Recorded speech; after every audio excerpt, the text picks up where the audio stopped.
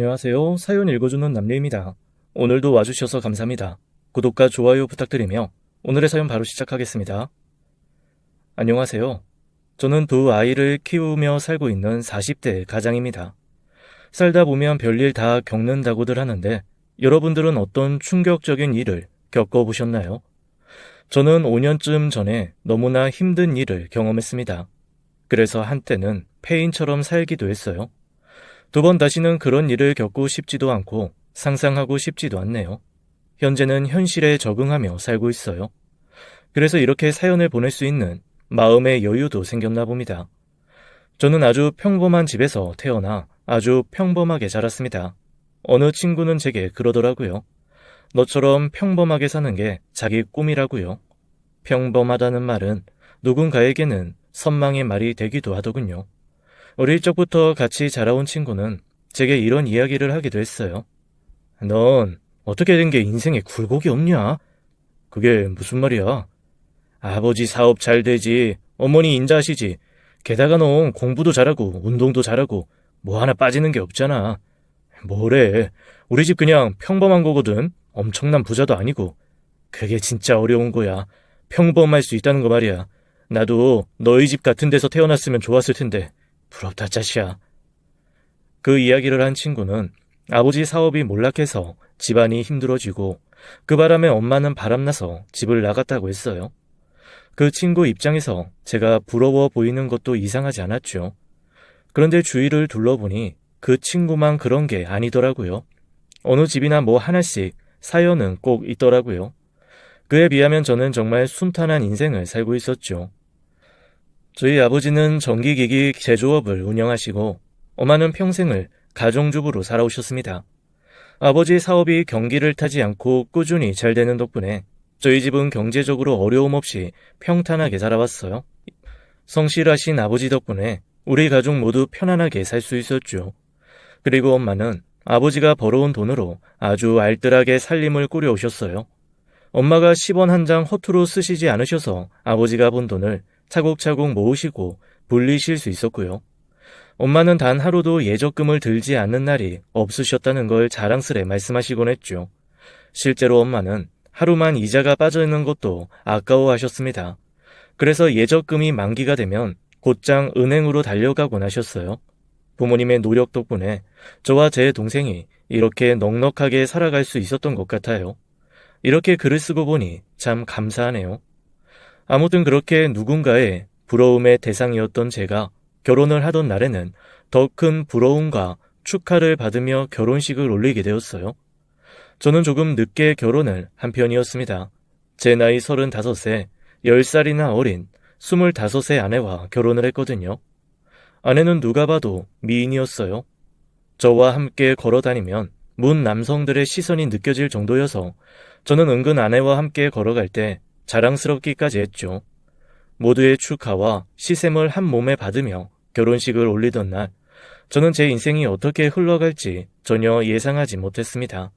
그저 행복감이라는 감정에 취해 있었어요. 혜정아, 나랑 결혼해줘서 정말 고마워. 내가 더 고맙지. 우리 평생 행복하게 잘 살자. 부모님은 제가 결혼할 적에 아내의 나이가 어려서 조금 걱정하시기도 했습니다. 그런데 결혼 후 아내의 싹싹한 행동에 부모님은 아내를 대견해 했고 제게 장가 잘 갔다며 좋아하셨어요. 아내는 정말 싹싹하고 애교도 많은 데다 생각도 깊은 사람이었습니다. 25이라는 나이가 믿어지지 않을 만큼 집안일도 베테랑에 무엇이든 척척 해내는 며느리이자 아내였어요. 부모님께 애교 있는 안부 문자와 전화는 물론 세심하게 집안 행사를 잘 챙기기까지 했습니다. 어머님, 날씨가 갑자기 추워졌어요. 감기 안 걸리고 잘 지내시죠? 따뜻한 건 많이 드시고 웬만하면 밖에 나가지 마세요. 너무 추워요. 저보다도 엄마와 더 자주 통화하는 아내를 보면 흐뭇하고 보기 좋았습니다. 그리고 내조도 정말 잘했어요. 연애할 때는 오빠 오빠 하며 반말로 대했지만 결혼 후에는 서로 예의를 갖춰야 한다며 꼬박꼬박 존댓말을 쓰고 저를 위해 주었죠. 여보, 고등어 무조림 맛이 어때요? 무가 아주 시원하고 맛있던데 괜찮아요? 어머님이 이렇게 맛있는 물을 챙겨 보내주셔서 감사하네요.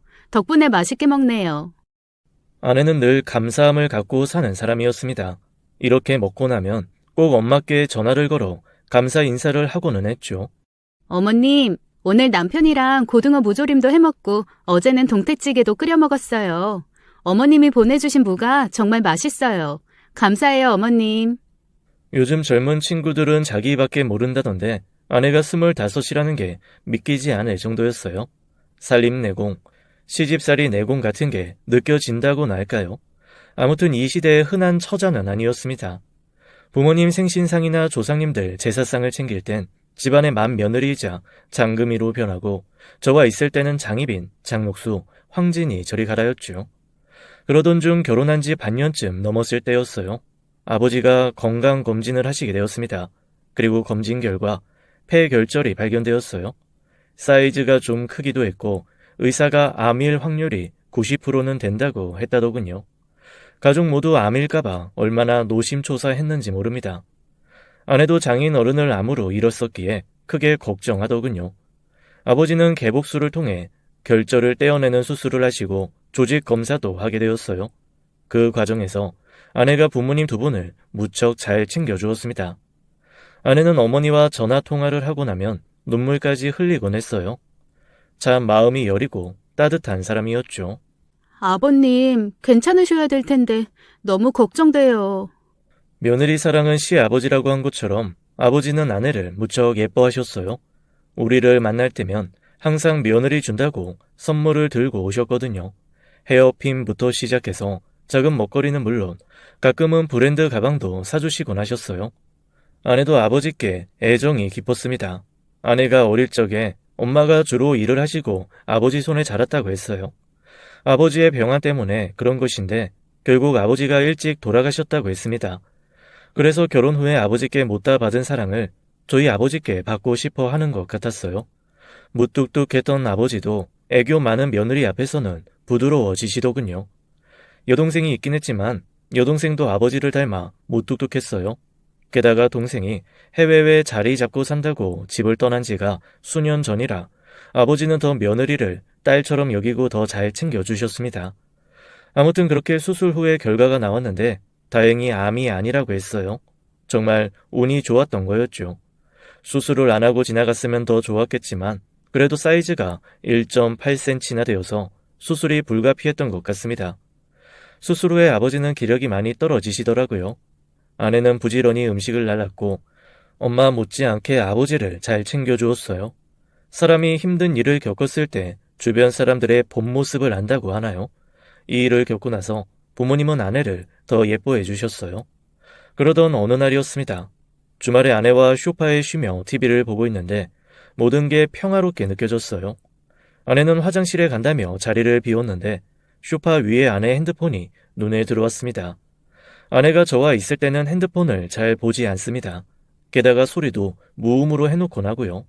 소리를 무음으로 해놓으면 연락이 와도 받지 못하지 않느냐고 물은 적이 있는데 저와 함께 있는 시간을 방해받고 싶지 않다고 하더군요. 그런데 그 핸드폰에서 불빛이 번쩍하면서 문자가 뜨는 게 보이더라고요. 아주 잠깐 스쳐서 봤지만 그 문자가 예사 문자가 아니라는 게 느껴졌어요. 순간 심장이 덜컥 하더군요. 입금액이라고 해서 뜬 액수가 무려 120만 원이나 되는 금액이었거든요. 아내는 일을 하지 않아서 돈을 입금받을 만한 곳이 없었습니다. 저는 이게 뭐지라는 마음으로 아내의 핸드폰을 열어보았어요. 그리고 그 문자 위로 떠있는 문자들과 입금자를 확인한 순간 저는 심장이 쿵쾅쿵쾅 대기 시작했습니다. 여러 개의 입금 내역과 모르는 남자의 이름이 적혀 있었습니다. 홍순도라는 이름으로 매달 꼬박꼬박 120만 원이 찍혀 있었습니다.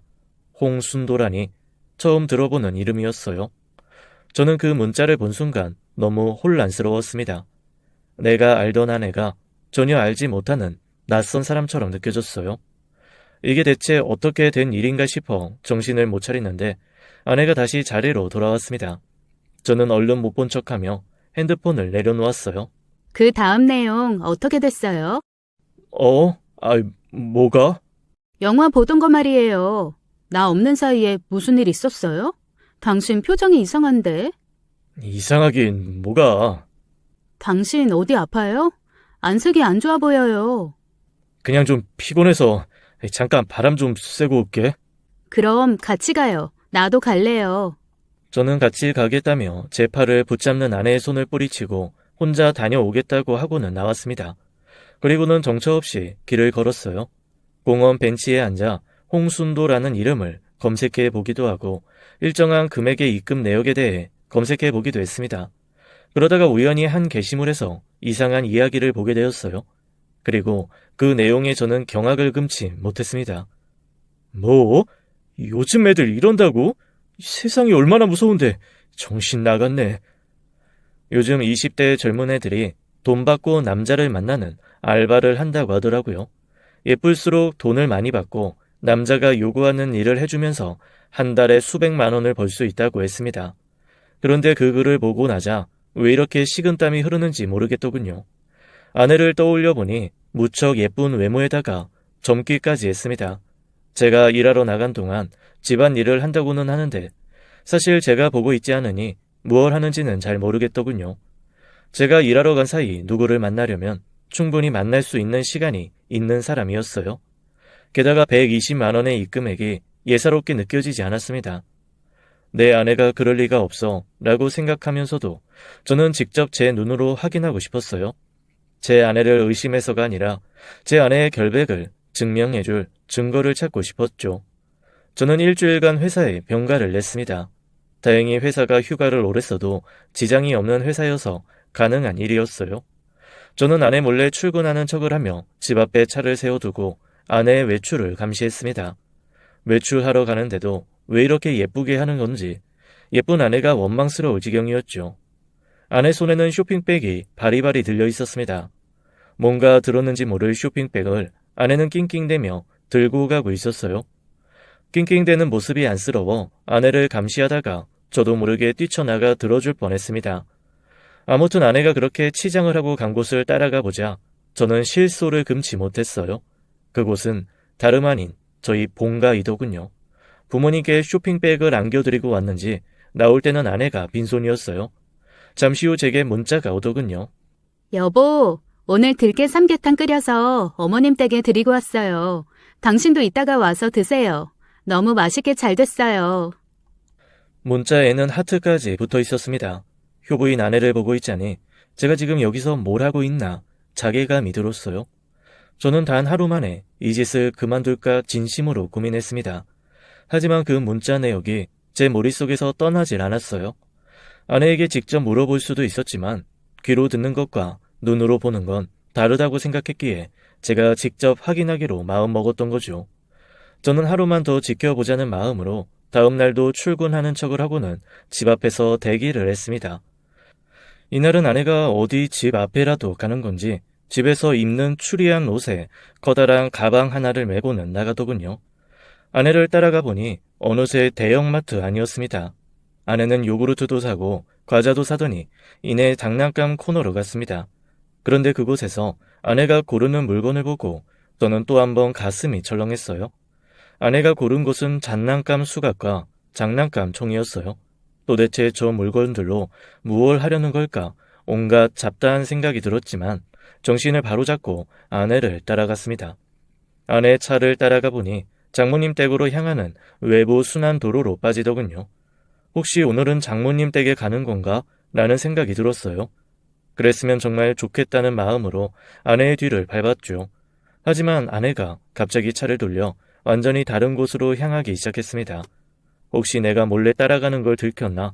그래서 아내가 다시 집으로 향하는 건가 싶어서 조금 긴장했어요. 하지만 아내가 향한 곳은 집이 아니었습니다. 아내가 도착한 곳에 내려보니 어느 상가 건물이었어요. 1층에는 상가가 있고 2층부터는 주택이 있는 상가주택 건물이었죠. 1층엔 미용실이 자리하고 있었습니다. 아내가 미용실에 온 건가 싶었지만 아내는 그 옆 계단으로 올라가더니 어느 집 안으로 들어갔어요. 비밀번호까지 척척 누르면서 웬 모르는 집으로 쑥 들어가더군요. 살짝 열린 문틈 사이로 남자의 목소리가 흘러나왔어요. 저는 심장이 쿵쾅대기 시작했습니다. 저는 10분간 밖에서 심호흡을 하며 마음을 가다듬었어요. 내가 어떻게 대처할 것인지 머릿속으로 생각하려는데 도무지 아무 생각도 떠오르지 않더라고요. 사람이 당황하면 뇌가 멈추나 봅니다. 그러다 심장이 점점 진정되고 눈앞에 오토바이에 걸린 헬멧이 보였어요. 지금까지 살아오면서 남의 물건에 손대본 적 없는데 제가 그 헬멧을 냅다 들고 제 머리에 씌웠습니다. 그리고 2층으로 올라가 그 집 벨을 눌렀어요. 누구냐는 소리에 택배라고 하자 아무 의심도 없이 남자가 문을 열더군요. 저는 열린 문틈 사이로 비집고 들어가 그 남자를 밀쳐내고 아내를 찾았습니다. 여보, 오회정! 아내 이름을 부르며 집 안으로 들어가자 아내가 거실에 앉아있는 게 보였어요. 아내는 저를 보고는 엄청나게 당황하더군요. 여보, 여길 어떻게? 아내는 얼굴이 하얗게 질려서는 몸을 부들부들 떨었습니다. 떨고 있는 아내 품속엔 웬 어린 남자아이가 하나 보였어요. 당신 여기서 지금 뭐하고 있어? 이 애는 또 누구고? 설마 당신 애는 아니지? 아내에게 다가가려는데 뒤에서 남자가 제 어깨를 잡더군요. 당신 뭐야? 알본데 남의 집에 들어와서 내 와이프 이름을 부르고 난리야? 그 남자의 말에 저는 또 한 번 충격을 받았습니다. 우리는 결혼한 지 얼마 안 된 신혼부부인데 내 아내에게 또 다른 남편이 있다니요. 뭐? 와이프? 저는 그 집을 둘러보았습니다. 벽에 붙어있는 가족 사진 속에 아내가 환하게 웃고 있었어요. 다리에 힘이 풀리더군요. 가까스로 벽을 짚고 섰어요. 여보, 내가 다 설명할게요. 너 정체가 뭐야? 그동안 두 집 살림했냐? 저는 아내에 대한 배신감에 아내를 노려보았어요. 아내는 거의 울 듯한 얼굴로 제 앞에 무릎을 꿇더군요. 아니에요. 진짜 그런 거 아니에요. 우선 내 얘기 좀 들어줘요. 처음부터 설명했어야 했는데 내 욕심 때문에 일을 이 지경으로 만들었어. 그럼 저 남자가 뭔데? 저 사람은 아내는 말끝을 흐리더군요. 그러자 그 남자가 얼굴을 찌푸리면서 말했습니다. 야, 너 바보같이 왜 말도 똑바로 못하냐? 내가 대신 말해줘. 내가 네 남편이고 애 아빠다. 왜 말을 못해? 저 자식이 그렇게 어려워? 네가 왜 내 남편이야? 너 미쳤어? 너랑 끝낸 지가 언젠데? 아, 진짜 쫑알쫑알 시끄럽게 하네. 야, 오늘 나 면접 교섭하는 날이거든. 내 집에서 당장 나가줄래? 양육비 꼬박꼬박 넣어주면 너도 선 지켜라. 당장 나가. 그쪽도 내 집에서 나가요. 둘이 싸우던지 말든지 일단 나가서 둘이 알아서 하라고. 아, 그리고 그 헬멧 내 거니까 놓고 나가.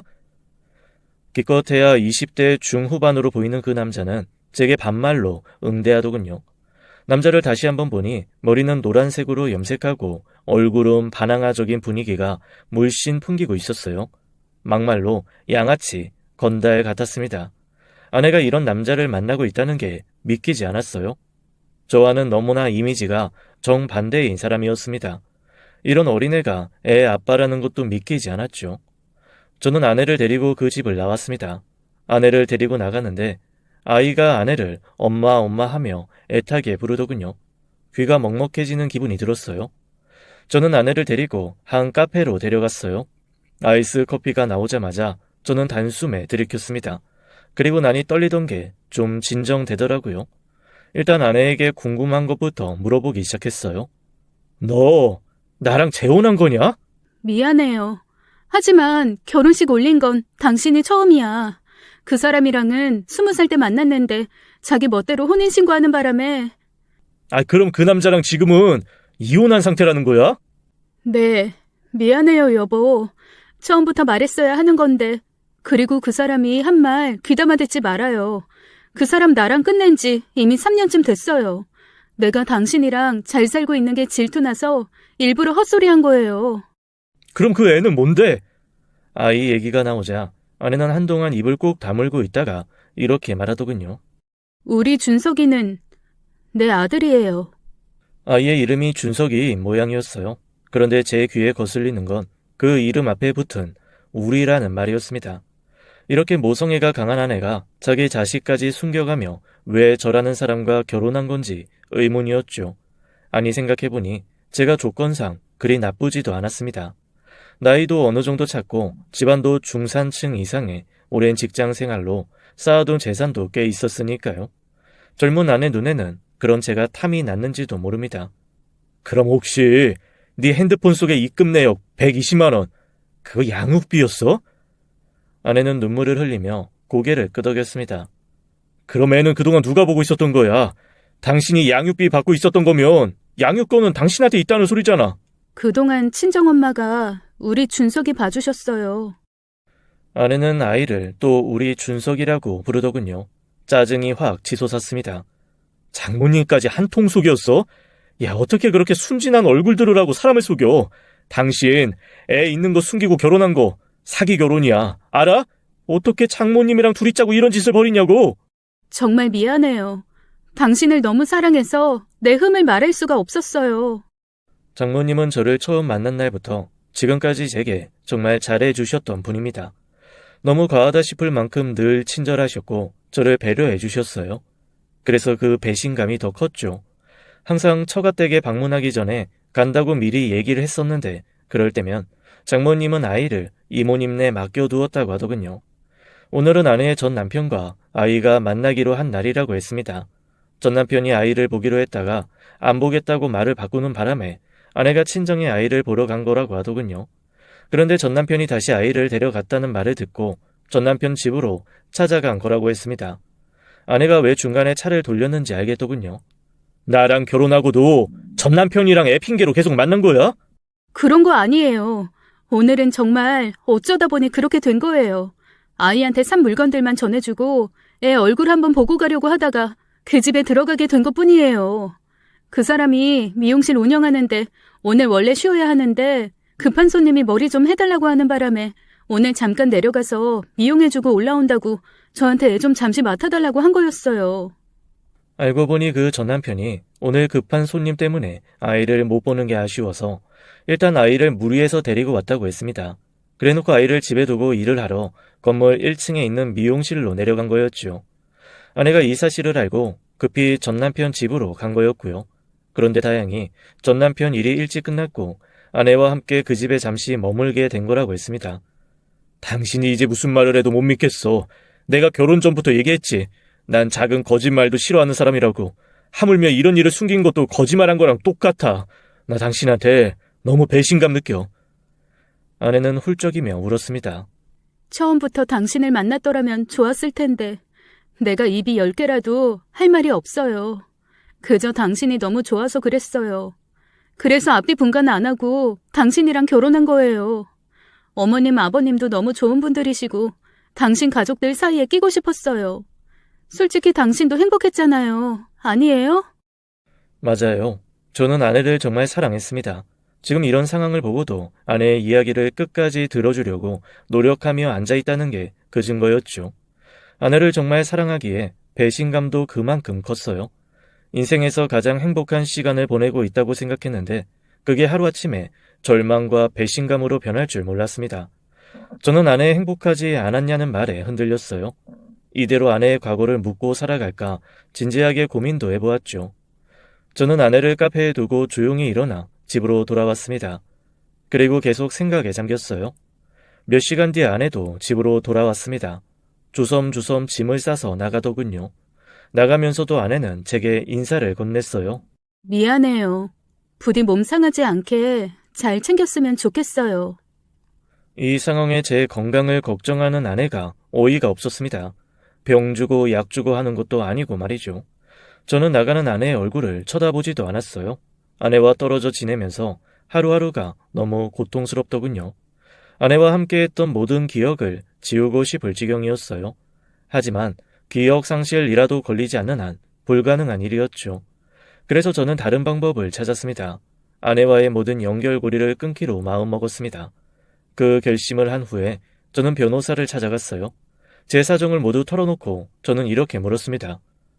제가 혼인 무효 소송을 할 수 있을까요? 아니요, 그건 안 되고 혼인 취소 소송을 하셔야 합니다. 아내와의 결혼을 아예 없었던 일로 만들고 싶었지만 그럴 수는 없다고 했습니다. 대신 혼인 취소 소송을 하라고 하더군요. 저 같은 경우에는 혼인 취소가 될 거라고 했어요. 변호사의 상담을 마치고 와서 며칠 후 아내에게 혼인 취소 소송을 하겠다고 이야기를 전했습니다. 나 혼인 취소 소송할 거야. 네, 알겠어요. 전화기 너머 아내가 울고 있다는 걸 알 수 있었어요. 하지만 저는 아내를 신경 써주는 어떤 말도 한마디 건네지 않았습니다. 그저 제 할 만 하는데 집중했어요. 당신이 유책 배우자니 잘 협조해줬으면 좋겠어. 그럴게요. 아내와의 전화 통화는 짧고 간결하게 끝난 후에 전화를 끝냈습니다. 어느 날 아내가 제게 처음 보는 주소지를 알려왔어요. 내가 있는 곳이에요. 혹시라도 우편물이 친정집으로 가지 않게 부탁할게요. 엄마가 알면 많이 놀라실 것 같아서요. 정말 미안해요.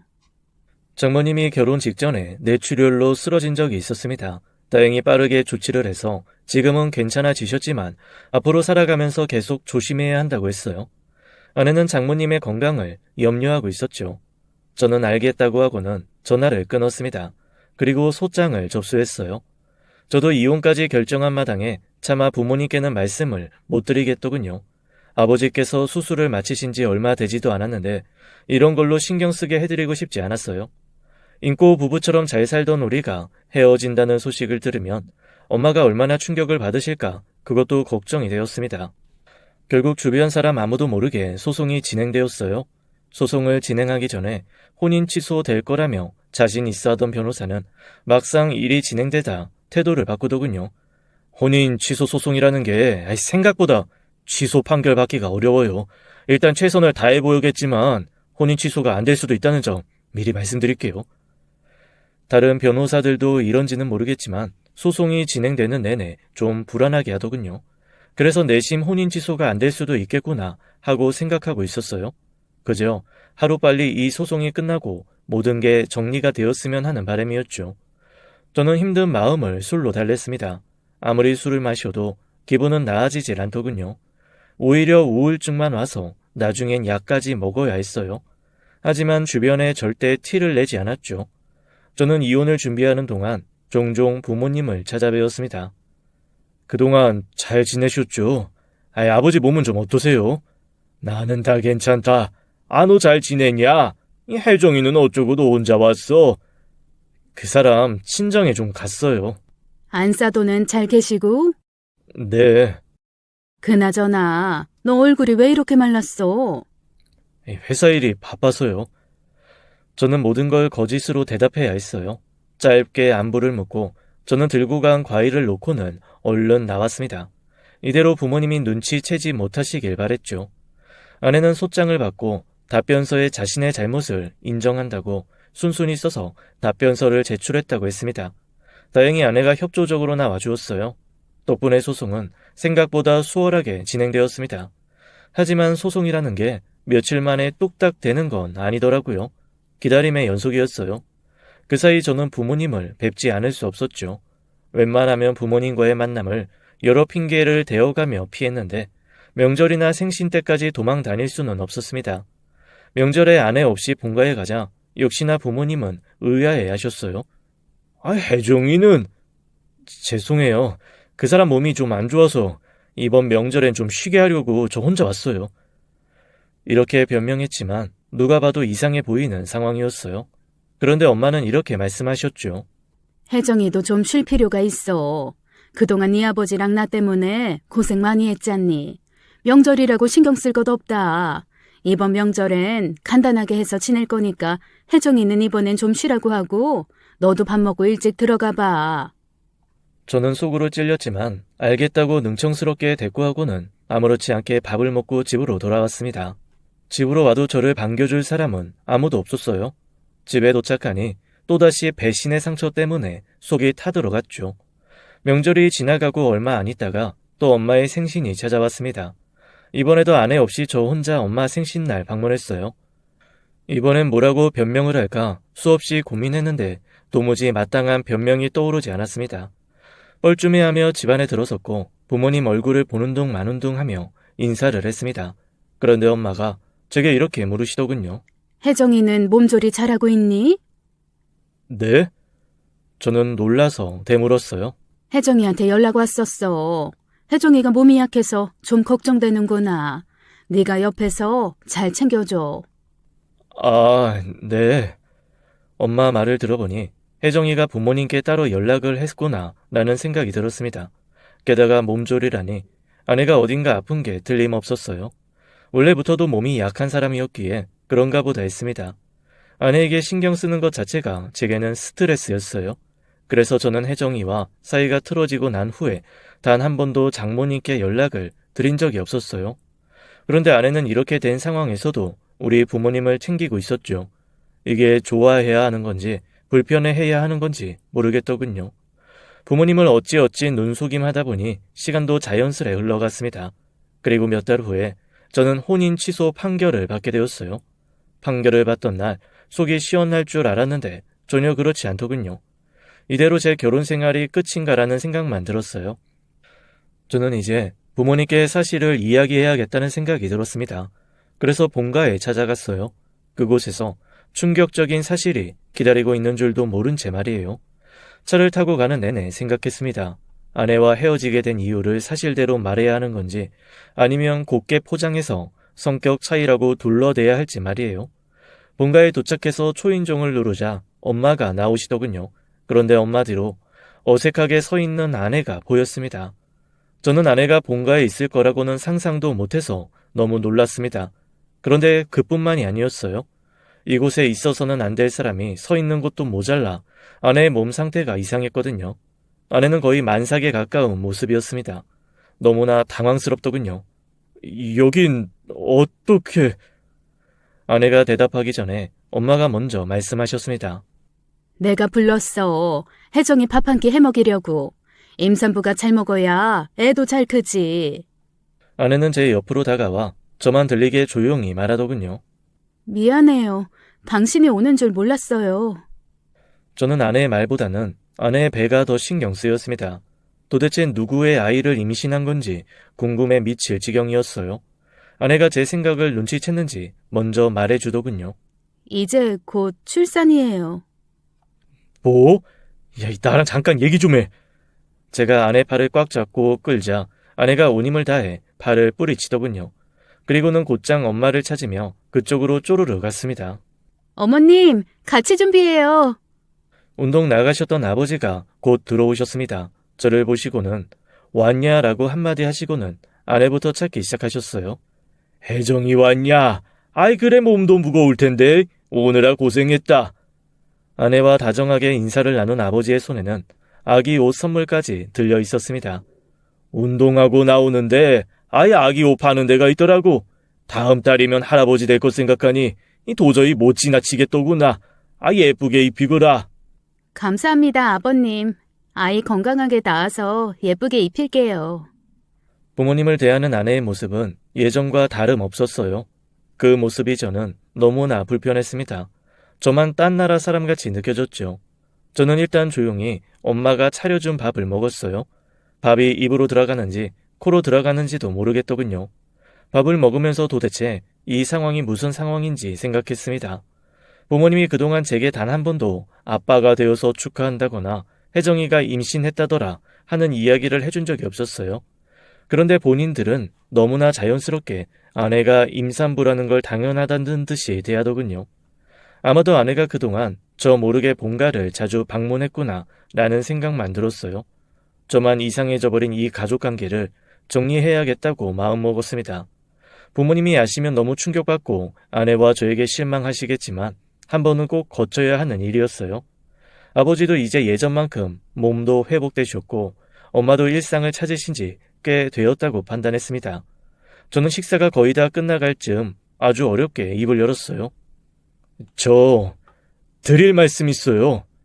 아이 그래. 아이 근데 혜정이 애 낳는 날 너 휴가 낼 수 있지? 네? 휴가 낼 수 있냐고? 아 내가 다음 달에 중요한 미팅이 있어서 못 갈 수도 있으니까 네가 혜정이 좀 잘 챙겨라. 아 애 아빠가 돼서 그 정도는 해야지. 안 그러냐? 도대체 누구더러 애 아빠라고 하시는 건지 부모님도 아내에게 속고 있다고 생각하니 더 화가 나더군요. 그래서 대답 대신 다시 한번 말씀드렸어요. 그보다 저 드릴 말씀이 있어요, 아버지. 너 아직 네 아버지 말에 대답 안 했다. 어디 버릇없이 네 얘기부터 하려고 들어? 얼른 대답부터 드려라. 저는 이제 슬슬 짜증이 올라오더라고요. 한숨이 절로 푹 내쉬어졌어요. 아, 네. 일단 알겠어요. 그런데 제 이야기부터 좀 들어주세요. 그런데 그 순간이었어요. 무언가 제 머리를 딱 하고 때리더군요. 순식간에 일어난 일이라 그게 뭔지도 몰랐습니다. 본능적으로 눈문을 감았다 떠보니 아버지의 밥 숟가락이 눈에 들어왔어요. 아, 이놈아, 엄마 얘기를 뭘로 듣고 있는 거야? 네 엄마 얘기하는데 한숨이나 푹푹 쉬어대고, 아니 너 언제 이렇게 버릇이 없어진 거냐? 어? 그동안 집에도 잘 찾아오지 않던 녀석이. 아이, 아버지, 그게 아니고요. 제 나이가 몇인데 아버지한테 숟가락으로 이마를 만나요. 저는 이 상황이 너무나 억울해서 1분 1초라도 빨리 오해를 풀어드려야겠다고 생각했어요. 저는 한층 목소리를 높여 이야기를 붙였습니다. 아버지, 저 혜정이랑 헤어... 아이고, 얘야, 괜찮니? 혜정아, 아 왜 그러냐, 응? 배가, 아내가 말을 못 꺼내게 하려고 이제는 뱃속 아이까지 도구로 삼는구나 싶어서 아내가 너무나 싫었습니다. 쇼하는구나 라는 생각이 들었어요. 얼마나 밉던지 저도 모르게 아내를 노려보듯 쳐다보았죠. 그런데 아내가 앉은 의자 아래로 물이 줄줄줄 쏟아지는 겁니다. 저는 아내가 물을 쏟은 줄 알고 한숨을 푹 쉬며 일어났어요. 그런데 자세히 보니 아내의 다리 사이에서 물이 흘러나오고 있었죠. 아내는 무척 당황해서 얼굴이 하얗게 질려 있었어요. 혜정아, 너 왜 이래, 어? 심성이 약한 아내는 당황하다 못해 정신을 놓는 듯한 표정이었습니다. 아버지, 119, 엄마, 어떻게 좀 해봐요. 부모님들도 당황해서 어쩔 줄 몰라 하셨고 우리는 우왕좌왕 당황하며 아내를 소파로 옮겼습니다. 119가 도착할 때까지 저는 아내를 품에 안고 있었어요. 비록 내 아이가 아닐 수도 있지만 아내가 이대로 잘못되는 건 제가 원하는 게 아니었죠. 양수가 터진 아내는 급하게 병원으로 이송되었습니다. 그리고 병원에서는 서둘러 아이를 출산할 준비를 하더군요. 아내는 분만실로 들어갔어요. 남편분 되시죠? 분만실로 들어오셔서 같이 계셔도 되세요. 예. 저는 알겠다고 대답했지만 막상 발길이 떨어지질 않았습니다. 누군가의 아이를 임신한 줄도 모르고 이제는 더 이상 남편도 아닌 제가 어떻게 보호자이고 남편이겠어요? 게다가 남의 자식을 제 손으로 직접 받아낼 생각을 하니 더 몸이 굳어버렸습니다. 그런데 제 뒤에 계시던 아버지께서 말씀하셨어요. 뭐해? 얼른 들어가지 않고. 아버지, 사실 저 혜정이랑 헤어졌어요. 그래, 알고 있다. 하지만 지금 혜정이가 네 자식 낳겠다고 저렇게 누워있는데 네가 안 들어가 보면 누가 들어가냐? 아버지, 알고 계셨어요? 아니, 어떻게... 그보다 제 자식이라뇨. 당연히 네 자식이지. 우리 손주고. 자세한 사정은 이따가 이야기하고 일단 애부터 받자꾸나. 분만실에 들어가 보니 혜정이가 진통에 힘들어하고 있더군요. 3-4시간이 흘렀고 저는 꺼다 놓은 보릿자루처럼 의자에 앉아 있었어요.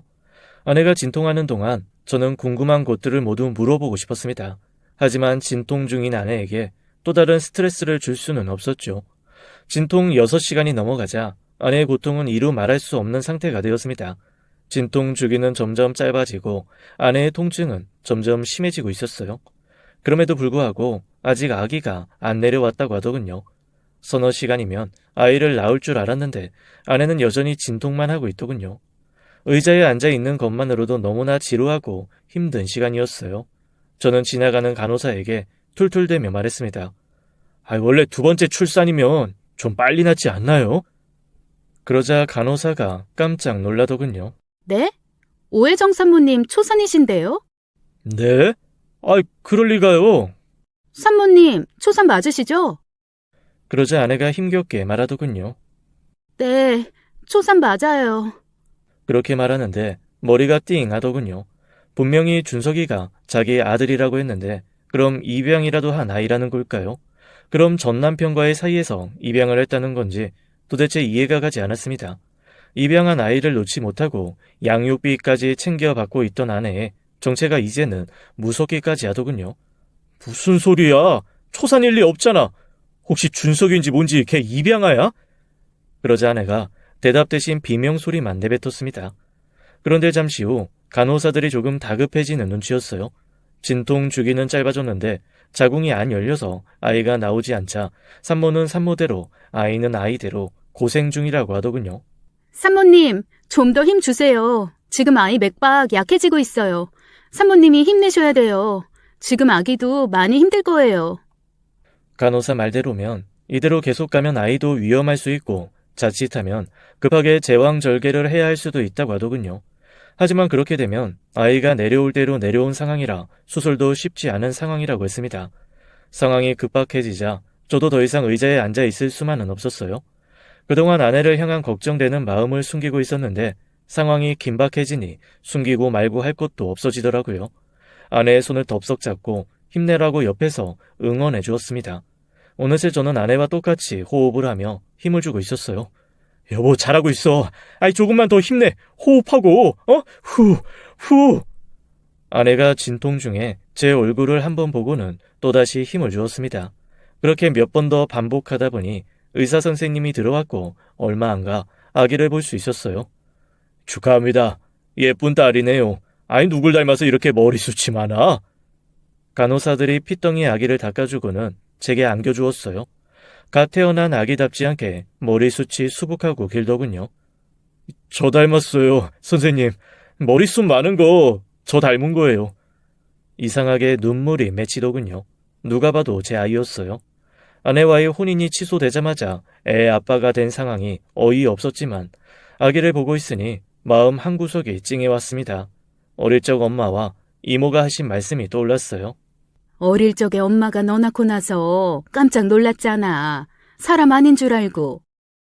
왜? 온몸에 길쭉길쭉한 털이 덮여 있어서 원숭이를 낳은 줄 알았어. 그래, 맞아. 너 어릴 때 생각하면 되게 못생겼었어. 너 지금은 용된 거야. 제 딸아이가 딱 그랬어요. 온몸이 길쭉길쭉한 털로 덮여 있었습니다. 또 얼굴은 어찌나 시뻘건지 엄마 말씀처럼 원숭이 같았죠. 간호사들이 다시 아기를 데리고 가고서 아내와 분만실에 둘이 남게 되었어요. 아내가 훌쩍훌쩍 눈물을 흘리더군요. 고마워요, 여보. 옆에 있어줘서. 저는 아내에게 무슨 말을 해줘야 할지 몰라서 일단 손부터 잡아주었어요. 왠지 그렇게 해줘야 할 것만 같았죠. 고생했어. 정말 당신 대단하다. 많이 아팠지? 일단 아무 생각 말고 몸조리에 신경 써. 산후조리원은 예약해놨어? 내가 무슨 염치로 조리원에 들어가겠어요. 난 죄인이나 마찬가지인데. 저는 대답 대신 조용히 분만실에 나왔습니다. 밖에 계시던 부모님은 아기를 만나보고 있더군요. 너무 예쁘다며 저와 판박이 같다는 말씀을 빼놓지 않으셨어요. 그런데 장모님이 보이지 않으셨어요. 하나뿐인 딸의 출산에 왜 오지 않는지 의문이었습니다. 장모님은요? 연락 안 하셨어요? 안사도는 병원에 있어. 벌써 입원한 지도 꽤 됐는데 호전이 없는지 아직 퇴원을 못하고 계시네. 그게 무슨 말씀이세요? 장모님 어디 아프세요? 부모님은 근심 가득한 얼굴로 소식을 전해주셨어요. 장모님이 등과 허리가 아파서 병원에 진료를 보러 가셨다가 입원을 하게 되셨고 폐암 판정을 받은 후에 퇴원하지 못하고 계시다고요. 벌써 입원한 지가 1달 반이 되었다고 했습니다. 그동안 저는 아내가 미워서 장모님은 전혀 신경 쓰고 있지 않았었어요. 저한테 그렇게 잘해주셨는데 말입니다. 장모님은 도저히 아내를 조리해 줄 수 있는 상황이 아니었어요. 급한 대로 여기저기 전화를 돌려 조리원을 알아보았지만 이미 예약이 꽉 차서 들어갈 수 있는 곳이 없었습니다. 지훈아, 너 어딜 그렇게 전화를 돌리느라 바쁘니? 여기서 이러지 말고 혜정이 옆에 좀 있어줘. 너랑 사이 그렇게 되고 애까지 낳았는데 마음이 얼마나 불안하겠어. 게다가 안사돈도 상황이 경하지는 않은 것 같은데.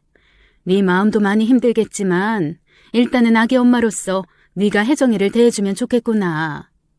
네, 알겠어요.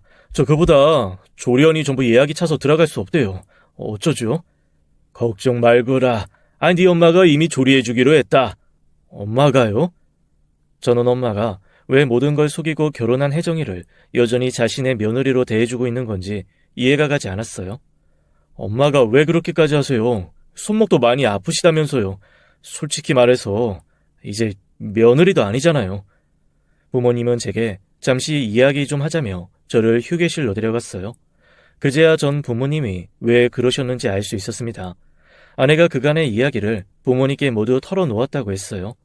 모든 이야기를 듣고 나자 가슴이 미어지더군요. 제가 그동안 다 듣지 못한 충격적인 속사정이 있었습니다. 알고 보니 아내가 자신의 아들이라고 칭했던 아이는 진짜 아들이 아니었어요. 제 생각대로 입양한 아이가 맞았습니다. 그렇다고 해서 입양 절차를 밟은 아이도 아니었어요. 아내에게 언니가 있었다고 했습니다. 그건 처음 듣는 이야기였어요. 아내는 결혼 전에도 언니가 있었다는 이야기를 한 적이 없었거든요. 아무튼 그 언니와 장모님과 함께 세 모녀가 아주 어렵게 살고 있었대요.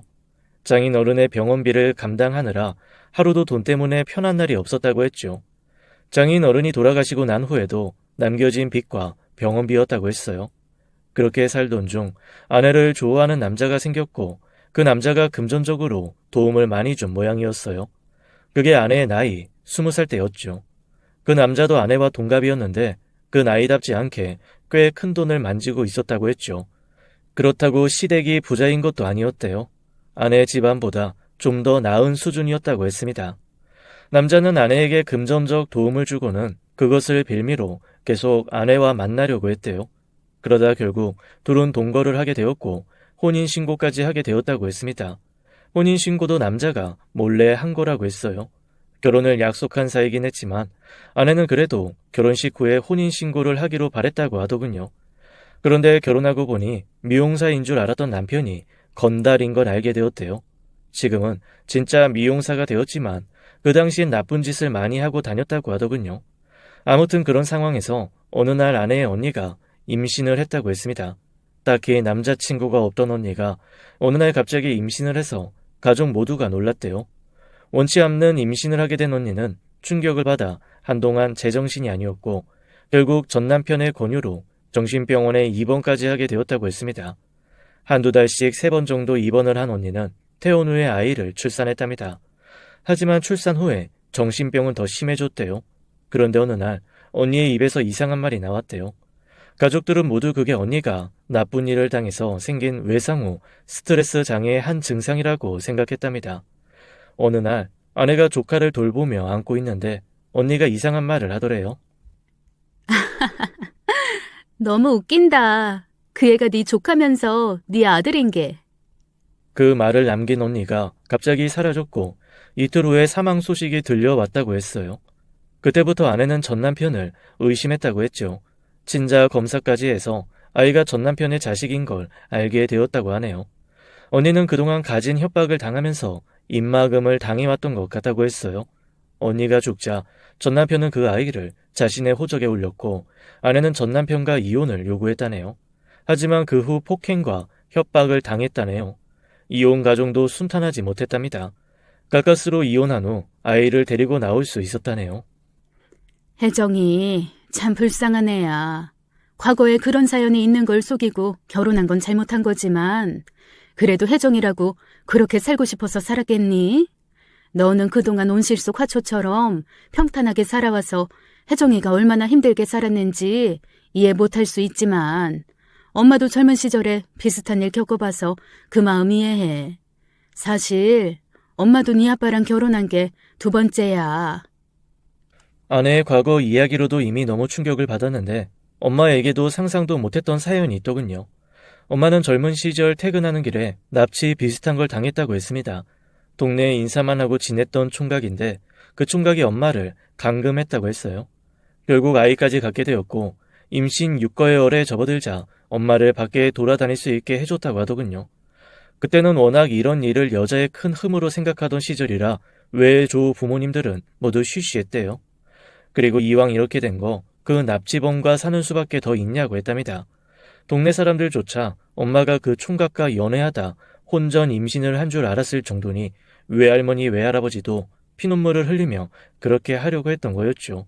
그런데 어느 날 엄마가 뒤로 넘어지면서 유산이 되어버렸고 이렇게 된 김에 외할머니가 먼 곳으로 이사가서 살자고 졸라서 그 동네를 나왔다고 했어요. 그리고 만난 게 아버지라고 했죠. 나도 처음엔 네 아빠한테 내 과거 이야기 못했어. 눈앞에 놓치고 싶지 않은 사람이 나타났는데 어떻게 내 음을 이야기할 수 있었겠니? 하지만 세상에 비밀은 없더구나.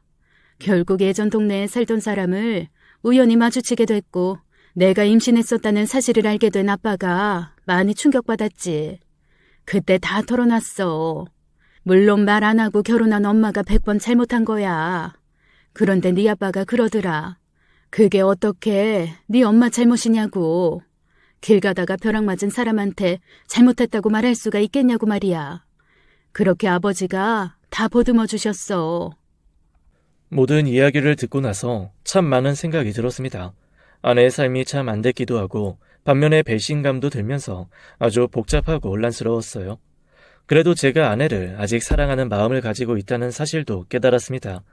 아내가 위급해질 때마다 외면하지 못하고 아내를 몰래 걱정했던 게 떠올랐어요.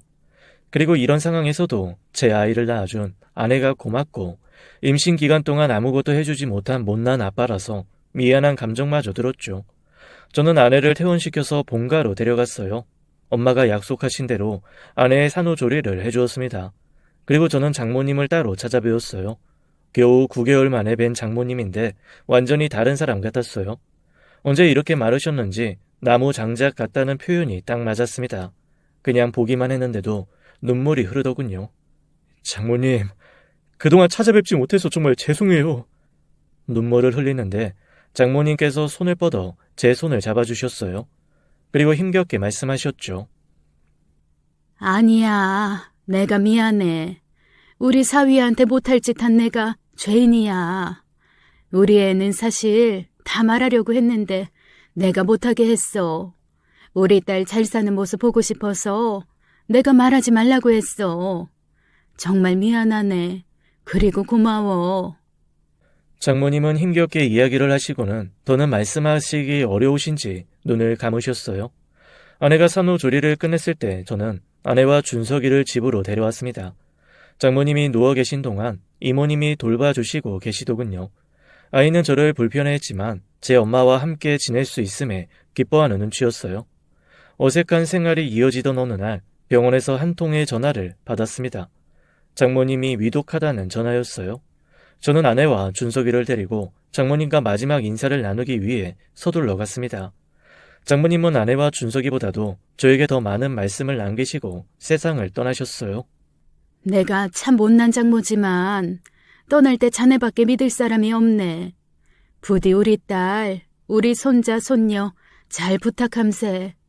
염치 없지만 우리 딸 행복하게 해주겠나.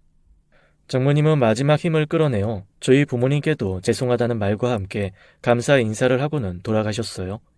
아내의 오열하는 소리가 들려왔고 곧이어 준석이의 울음소리가 들려왔어요. 덩달아 제 미니미인 아기 준이도 앙앙대며 울었습니다. 장례식을 치르고 나서 우리는 아무 일도 없다는 듯이 새로운 일상에 적응해 나가려고 노력했습니다. 아내는 아침마다 눈을 뜨면 제게 말했습니다. 여보, 고마워요. 당신이 내 남편이 되어줘서요. 그렇게 다시 아내와 재결합한 지 벌써 5년이 넘게 지났네요. 아이들은 무럭무럭 컸어요. 하지만 아직까지 해결하지 못한 일이 하나 있죠. 바로 그건 홍순도인지 무식인지 하는 나쁜 놈을 우리 첫째 아이에게서 떼어놓지 못한 것입니다. 부모 자식이야 천륜인 것을 어떻게 제 마음대로 하겠어요. 다만 그놈이 좋은 놈이 아니라는 게 아이에게 상처가 될까봐 걱정될 뿐입니다. 제가 아이를 친양자로 입양하려고 했는데 그놈이 동의해주지 않네요. 언젠간 그놈도 죽을 날이 오겠죠. 저는 그럴 날만 기다리고 있는 중입니다. 제 이야기 들어주셔서 감사해요. 제게는 너무나 충격적이었던 제가 겪은 이야기였어요. 마음 고생한 후에 사연을 듣게 되면서 나름의 위로를 받고 있던 터라 아내 모르게 사연을 보내봅니다. 모두 행복한 가정 꾸려나가시길 바라며 이 글을 마치겠습니다. 지금까지 사연 읽어주는 남녀였습니다. 끝까지 함께해 주신 여러분 감사드리며 저희는 다음 사연으로 돌아올게요. 감사합니다.